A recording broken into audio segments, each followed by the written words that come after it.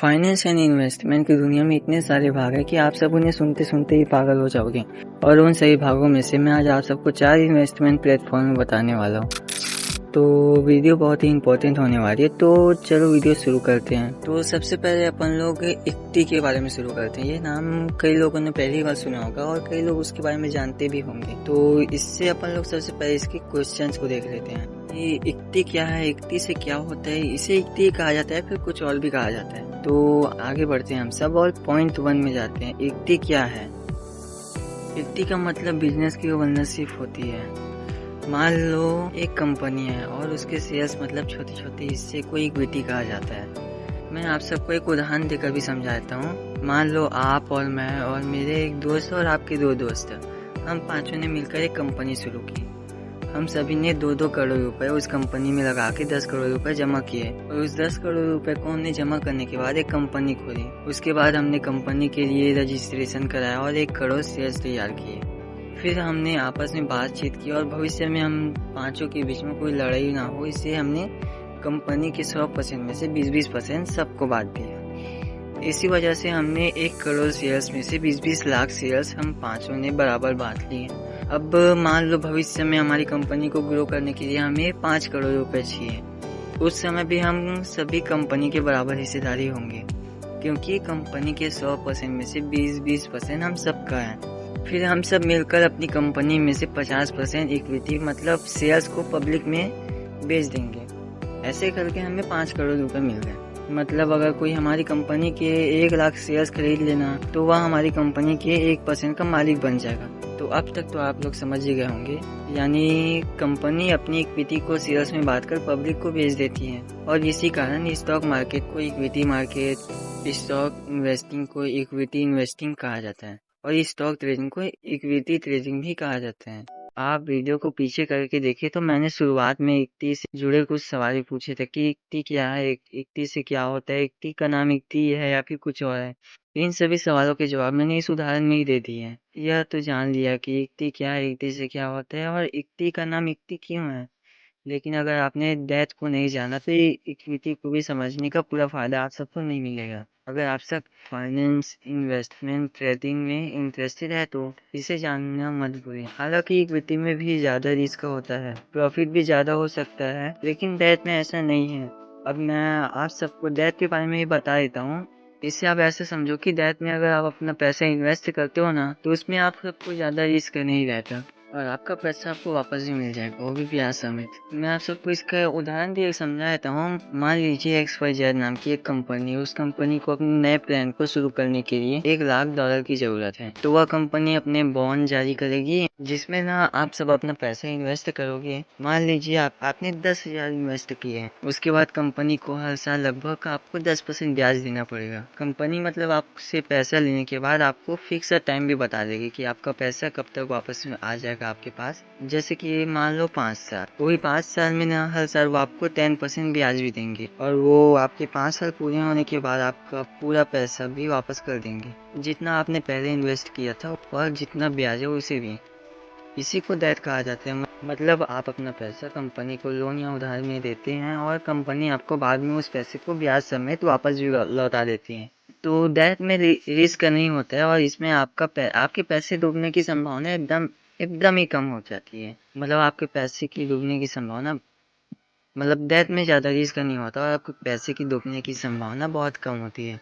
अब आप सब high risk, high return, equity और डेट दोनों के बारे में जान चुके हैं, लेकिन मैं आपको एक और पॉइंट बताना चाहता हूँ जिसका इस्तेमाल करके लोग बिलियनियर बन चुके हैं और अभी बन रहे हैं, जिनका नाम नहीं, वीडियो में नाम नहीं दे सकता मैं। जिससे लोग बिलियनियर बन रहे हैं उसका नाम है रियल इस्टेट। अब कई लोग कहेंगे कि इस नाम का मतलब तो जमीन, घर, प्लॉट और ऐसी बहुत सी चीजें होती हैं, लेकिन ये फाइनेंस में ही बहुत महत्वपूर्ण होती है। तो मैं आप सभी को आसान भाषा में भी समझा देता हूँ। मान लीजिए, या मानने की भी बात नहीं है, क्योंकि मतलब हर घर में जब सब लोग इकट्ठा होते हैं तो सबके घर में एक ना एक बात तो पक्का होती ही होगी कि अरे हमारे दादाजी के पास वह जमीन थी, उन्होंने वो बेच दी। हमारे पास बहुत बड़ी जमीन थी, उन्होंने हमें बेच दी। अरे वो फलाना रहता है, वो हमारी जमीन रहा करती थी पहले।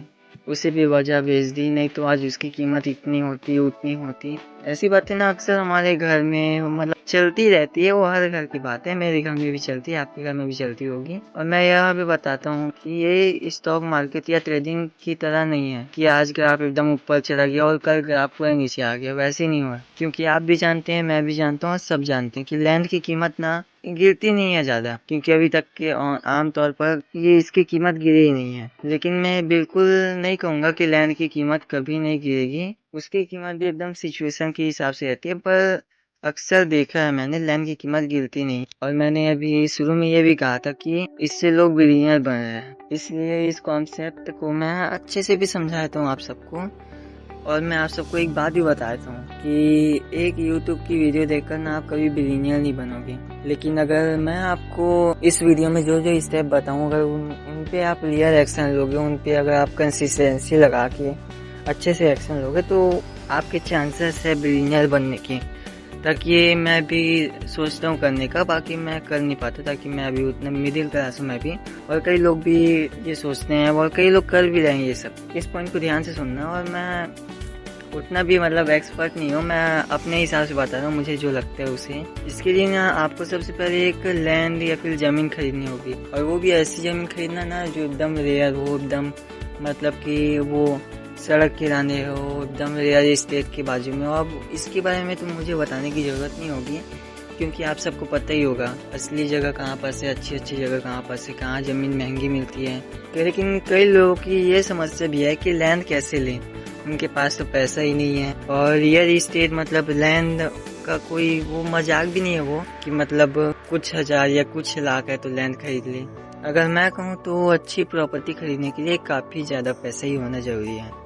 तो कई लोगों की ये समस्या है कि उनके पास पैसा ही नहीं है। तो अगर आपके पास SIP स्टॉक ये सब है ना, तो उनसे आप पैसा बना सकते हो। और अगर आपके पास वो भी नहीं है तो आप सबसे पहले जाके जॉब ही करो, क्योंकि भाई अब जॉब आपके पास पैसा ही नहीं होगा ना, तो SIP भी नहीं कर पाओगे, आप स्टॉक भी नहीं खरीद पाओगे, स्टॉक भी नहीं बेच पाओगे और लैंड भी नहीं खरीद पाओगे। तो सबसे पहले एक जॉब खोजो आप, मतलब समझ लो आपने जॉब खोजी, आपके पास पैसा इकट्ठा हो गया, तो आप ना मान लीजिए कि भविष्य में आपको लैंड खरीदने के लिए 10 लाख रुपए की ज़रूरत है, और 10 लाख रुपए का आपने एक लैंड भी ले लिया। और जैसे कि मैंने पहले भी कहा था, लंबे समय तक लैंड की कीमत बढ़ने की संभावना बहुत रहती है। फिर आपने दो तीन रियल इस्टेट लैंड प्रॉपर्टी खरीद ली ना, मतलब उसके बाद आपने ना ऐसे एक आदमी को ढूंढ लिया जो आपके लैंड को आपसे खरीदेगा।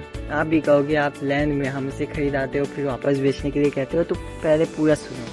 और फिर आप ना किसी मतलब बहुत अच्छी जगह देखो, जो लैंड आपने बेचा है ना उससे थोड़ा बड़ा होना चाहिए लैंड। तो मान लो आपने देख भी लिया वो लैंड, और वो लैंड 1 करोड़ रुपए का है, और आपने 2-3 अपनी प्रॉपर्टी को ही बेच लिया, और तब भी से आपके पास 80-85 लाख ही हो ही पाए। तो बाकी का पैसा आप कुछ समय के अंदर अरेंज करके पेमेंट कर सकते हो, और इसी तरह धीरे धीरे बड़ी प्रॉपर्टी लेते रहना चाहिए आप।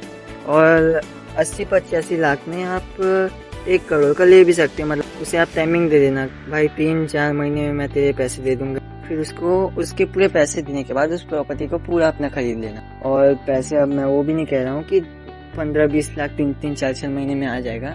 लोन लेना या फिर कुछ भी करना, पर अच्छा लोन लेना, इतना मतलब वो लोन मत लेना कि आपको 10 से 12% ब्याज देना पड़े बाद में। अच्छा से देख के ही लोन लेना। और आने वाले 20-25 साल में आपने जो लैंड खरीदा था ना, उसकी कीमत तो बढ़ी गई होगी। और अब आगे का मैं क्या ही बताऊँ, आगे का आप ही सोचो, क्योंकि अब आगे में तो अब आप ही जानोगे। आपके पास बड़ी ज़मीन है, बड़ा घर है, आपके पास बहुत सारा ज़मीन है, 1 करोड़ रुपए का ज़मीन है, जिसकी कीमत आगे बढ़ के और इन फ्यूचर नहीं पता कितनी हो जाएगी। तो ऐसे ही करके लोग ऐसे ही बिलियनियर बने। फिर ये आपने 1 करोड़ का लैंड ले लिया, उसके बाद आप फिर से यही शुरू कर सकते हैं। क्या ही बोलूँ, इतना पैसा आ जाएगा कि मैं ही क्या बोलूँ। अब मेरा ख्याल तो यही था रियल इस्टेट के बारे में। अब आपको मेरा ख्याल ठीक लगा या नहीं आप बताना। और मैं आपको ये भी बता सकता हूँ कि अगर आपके पास पैसा ही नहीं है तो आप भविष्य में लैंड लेके अपना बिलियनियर बनने का सपना कैसे पूरा करोगे। और उसको मैं इस पार्ट में नहीं बताऊंगा, क्योंकि वीडियो बहुत ही लंबी हो जाएगी, मेरी फर्स्ट वीडियो है। तो आप सब मुझे ना कमेंट करना, मैं कमेंट में आप सबको ना बता दूंगा कि कैसे कैसे करना है बिना पैसे के। आपको पूरा एक डिटेल दे दूंगा, और मैं मात्र उसी के ऊपर बताऊंगा वीडियो। अब इतना सब तो आप सब समझ ही गए होंगे, तो अब अपन लोग चलते हैं अपने लास्ट पॉइंट में, जिसका नाम है कमोडिटी ट्रेडिंग। और इसे अगर मैं पूरा आप सबको बताने बैठूँ ना, तो जिससे हो सकता है आपको भी समझ ना आए, मेरे को भी बताने में मज़ा ना आए, तो आप इसे आसान भाषा में ही समझ लो। कमोडिटी ट्रेडिंग में हमारे रोजमर्रा के इस्तेमाल करने वाले प्रोडक्ट ही आते हैं। हालांकि सभी कमोडिटी में कैटेगरी अलग अलग होती है और सभी की अलग अलग मार्केटिंग होती है और इससे भी ट्रेडिंग होती है, लेकिन इसमें रिस्क बहुत ही ज़्यादा रहता है। मान लीजिए शुगर या ऑयल में ट्रेडिंग कर रहे हो और जिससे देश में सबसे ज़्यादा ऑयल आता है, इन फ्यूचर उस देश में वॉर हो गया, लड़ाई हो गई और उस देश में ऑयल की समस्या हो गई, तो अब तो ऑयल का रेट बढ़ जाएगा, तो फिर वो भी ठीक नहीं है, जिस वजह से ऑयल की कीमत भी बढ़ जाएगी और ट्रांसपोर्ट भी कम हो जाएगा। तो इससे तो आपको फ़र्क पड़ेगा ही, आप अगर ट्रेडिंग कर रहे होंगे तो। इसी तरह अगर भारत में शुगर की मतलब इन फ्यूचर भारत में कुछ वो हो जाए, शुगर की कमी होने से शुगर कम हो रहा है, शुगर के दाम बहुत ही ज़्यादा बढ़ रहे हैं, तो उसमें भी आपको बहुत ही रिस्क होता है। अगर आपसे गलत ट्रेड हो गया तो आपका बहुत नुकसान भी हो जाएगा, और आपसे अगर सही ट्रेड हुआ तो आपका बहुत फ़ायदा भी है। तो आपके पास अगर बहुत पैसा है, मतलब अच्छा खासा पैसा है, तो इसमें कमोडिटी ट्रेडिंग में ही ट्रेड करें। और इसमें एक अच्छी बात भी है कि कमोडिटी ट्रेडिंग में ना हमारे गोल्ड और सिल्वर दोनों शामिल हैं, इसलिए मुझे गोल्ड और सिल्वर की ट्रेडिंग के बारे में इतना ज़्यादा बताने की ज़रूरत तो नहीं होगी, क्योंकि आप सब भी इतने स्मार्ट हो गए कि आप सबको पता ही होगा। तो आज की वीडियो आपको कैसी लगी आप सबको बताना। उम्मीद है आपको जो जो पॉइंट मैंने बताया वो सब आपको अच्छे से समझ आ गया हो। और मैं यह बिल्कुल भी नहीं कहूँगा कि मेरी वीडियो देखने के बाद सीधे ट्रेडिंग करने चले जाओ। एक बार जाओ, एक बार सर्च करो, एक बार अच्छे से समझो, उसके बाद ही आप सब ट्रेडिंग करना। गूगल है, यूट्यूब है, ब्राउज़र है, इंटरनेट है, क्रोम है, इन सब में एक बार अच्छे से पूरा जानकारी लेने के बाद ही आप सब ट्रेडिंग करना, ताकि मैं भी नहीं चाहता हूँ कि आप सबका पैसा डूबे। वो मेरे को भी अच्छा नहीं लगता कि मेरी इन्फॉर्मेशन देके किसी का पैसा डूब जाए। तो मेरी इन्फॉर्मेशन भी सही है, बाकी ना अच्छे से समझने के बाद ही हम सब ट्रेडिंग करें या फिर कुछ करें या फिर इन्वेस्ट करें अपने पैसे को। और अगर आपको किसी टॉपिक पे कोई मतलब डाउट हुआ होगा, कुछ भी हुआ होगा ना, तो मेरे को कमेंट करना, मैं उस टॉपिक पे वीडियो लाने की पक्का कोशिश करूँगा और मैं उसी टॉपिक पे बात करूँगा जिस टॉपिक पे आप सब मुझे बताओ, तो जिससे अब मेरे को ही पता चलेगा कि मेरी ऑडियंस कैसी है। और ये मेरी फर्स्ट वीडियो है तो कोई वो नहीं है, तो कमेंट पक्का कीजिए। और अभी के चलते हैं अलविदा। तो मेरा नाम है जित्तू और आप सबको अभी तक तो समझ आ ही गया होगा। मैं शुरू में अपना इंट्रो नहीं दिया ताकि आप सबको मेरा इंट्रो देकर क्या ही करोगे, इसलिए मैंने अपने लास्ट में अपना नाम बता दिया। तो उम्मीद है आप सबको वीडियो अच्छी लगी हो, और वीडियो उतनी लंबी भी नहीं, बट ना मुझे वीडियो ना थोड़ा लंबा बनाने का वो है। तो मेरा फर्स्ट है वीडियो, तो मैं इसे इतना लंबा भी नहीं किया हूँ, तो छोटा ही वीडियो है। तो अगर लंबा वीडियो, लॉन्ग वीडियो भी चाहिए किसी चीज़ के बारे में, अच्छा लंबा, आधा घंटा, 1 घंटा, अगर आप सब बोलोगे तो 6-6, 7-7 घंटे का वीडियो बना सकता हूँ मैं, बट ना मेरे पास ऑडियंस नहीं है, तो इसलिए मैं उतना अभी वो नहीं कर रहा हूँ। तो अब धीरे धीरे ऑडियंस आएगी, मैं सारी चीज़ों के बारे में आप सबको डिटेल दूंगा, आप सबको मतलब आप सबका छोटा भाई समझ लो। तो अभी के लिए चलते हैं, गुड बाय आप सब।